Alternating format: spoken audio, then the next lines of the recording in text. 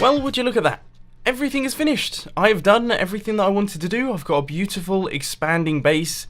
I've got a gigantic mob spawner up at the top there that produces hundreds upon hundreds of drops, a sorting system, loads and loads of stuff underneath the ground. This place is absolutely stunning, and I have completed all of the goals that I set myself. I mean, what on earth am I meant to do now? I mean, I've finished everything.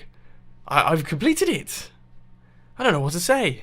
This guy right here has got totally the wrong attitude. I mean, first off, he's got a silly suit and an absolutely terrible mustache, but more importantly, he seems to think that once he's built everything, that is him done with Minecraft. That is totally not the case. Today we're going to be taking a look at 25 different challenges that you can put on your survival worlds, so let's crack on.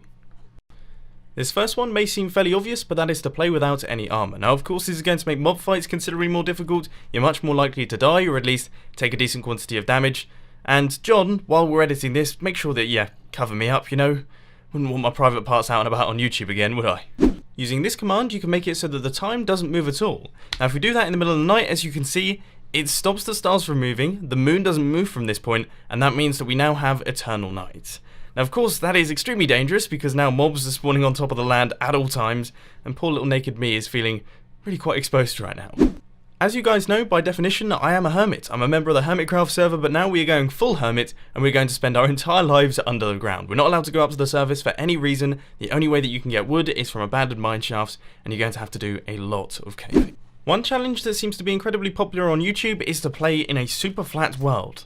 Now, of course, this is pretty uneventful. As you can see, there's not too much terrain going on, but occasionally if you explore around a bunch, you'll find yourselves a village. Now, this is where you can pick up all of your loot from the blacksmith, get your cobblestone from the houses themselves, and actually do some villager trading as well. The law states that killing isn't a good thing, and fighting isn't particularly brilliant either, so why should I be able to do it in video games? For this challenge, you're not allowed to fight or kill anything. No hostile mobs, no friendly mobs, nothing. It's going to be a bit difficult, but I'm sure you can manage. One of the first challenges for Survival Minecraft was this thing right here. Now, this is known as Skyblock Island. As you can see, you get yourself a tree, a handful of dirt blocks, and a handful of resources inside that chest right there.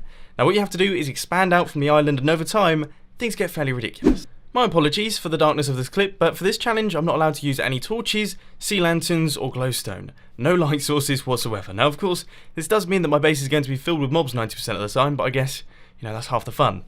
Okay, so you're pretty good with your sword, you're pretty good with your bow and arrow, but what if I told you you're not allowed to use any of those things? You have to fight mobs with your bare knuckles, which, as you can tell by my super manly moustache, I do that in my spare time.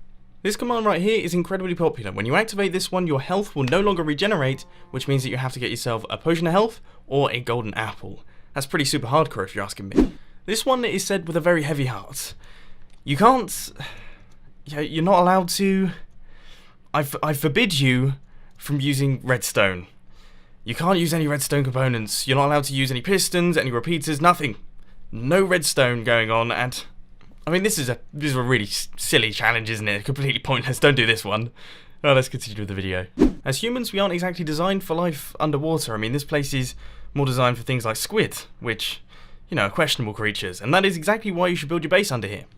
Now, everyone knows that the Nether is an incredibly dangerous place. I mean, it's filled with some pretty horrible bits and bobs, and that is exactly why you're not going to go through there. I mean, I don't know if this is a challenge or a blessing, but it does mean that you're not able to get any of the nether resources, you're not able to travel places quickly, and you don't have access to the massive lava pools, but hey, at least you don't have to go in the nether. Below y=30 is where things begin to get really quite interesting in Minecraft. I mean, we've got diamonds, we've got mine shafts, massive lava areas and things like that, which is exactly why you're not going to be going there. You're probably going to have to befriend a few villagers for this one, because you've got a lot of trading to do. Occasionally, mobs can spawn wearing armor and holding weapons, and even more occasionally, when you kill them, they can actually drop those things so you can pick them up and use them for yourself. So this challenge is to only wear armor and only use weapons that have previously been used by mobs. Now, as you can see right here, I did try my best to get myself a mob that is holding a weapon or wearing armor, but sadly, didn't get particularly lucky there, so instead, you can just stare at this mess. Killing the Ender Dragon is generally considered to be the completion of Minecraft, or at least as far as the achievements are concerned, so for this challenge, you need to kill this thing as fast as you possibly can. Don't bother about the base, don't bother about decorating or anything like that, just get into the end and destroy this thing. On the topic of achievements, you should actually try and get every single one of them. As you can see right here, we start off with taking inventory, then you work your way around, we've got benchmarking, and all the various other ones, including a few silly ones thrown in there for good measure. A chunk is a 16 by 16 area of land that goes right the way from the bottom of the world all the way up to the top, and it's the way that the Minecraft worlds are generated. Now as you can see right here, I've actually copied a Minecraft chunk out into an open air world, and this is what I'll be playing on from this point forth. We've got a few trees and a few basic resources. Of course, we've got a ton of stone and a few resources down at the bottom, but that's all we've got. That is all we've got to play with, and I think it should be fairly interesting to see how far we can go on this one. Jumping is a fairly important part of Minecraft movement. I mean, without it, we wouldn't be able to get our blocks and things, and we'd probably struggle to move around, which is exactly why you're no longer allowed to do it. Now, a quick tip for anyone who is thinking about taking on this challenge is half slabs are going to become your best friends. Of course, you can chuck these guys down, and then you'll be able to make your way in. Back in the early days of Minecraft, there really weren't too many items. I mean, we had grass blocks, we had cobblestone, dirt, that sort of thing, but nowadays, there are lots. I mean, we've got loads and loads of pages, loads of different resources, loads of different crafting recipes to make other resources, and now you're going to try your best to get every single item that is achievable in survival Minecraft. Now this is a big challenge, and of course you don't have to get anything like spawn eggs or anything like that because you're not able to craft those, but every single achievable item you need to get and you need to place in a chest somewhere. Good luck with that one. Of course, some of the challenges featured in today's video can be done together. For example, no armor and no weaponry. That would be a fairly interesting one, but the previous challenge in this one, they don't really mix, because now you're not allowed to use chests. You have to carry everything in your inventory all at once, which means that if you die, you will literally lose everything. That is going to really hurt my heart if I ever try to do this one, because my blood pressure is already pretty high, but I can imagine that'll put it through the roof. Amplified is definitely one of my favourite world types. I mean, there's no doubt about it, this place looks absolutely insane, but playing in survival mode can be a little bit difficult. Falling off things, that's definitely going to happen. Ladders, you're going to need plenty of those, and also feather falling. Get that enchantment quickly, because otherwise you're really going to struggle. If Amplified doesn't quite tickle your fancy, then you can try out some of the crazy custom world types that you can find in the Minecraft world generator. I mean, seriously, this is full on crazy. I mean, I thought Amplified was mad, but this looks like something out of Avatar. Now, this is actually one of the presets that is in vanilla Minecraft, but you can find different presets on the internet, and these things get pretty interesting pretty quickly.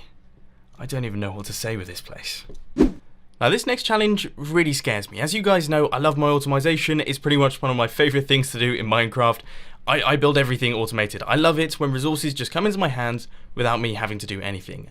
But what if you weren't allowed to automate anything? What if you had to build farms the old-fashioned way and you had to break all of the resources by hand and replant them all by hand? I mean, I personally would vomit, but you guys might find that interesting. Try playing in a really old version of the game. I mean, maybe not this old, this is pretty ridiculous, right? But some older version of Minecraft, perhaps the alpha days or the beta days.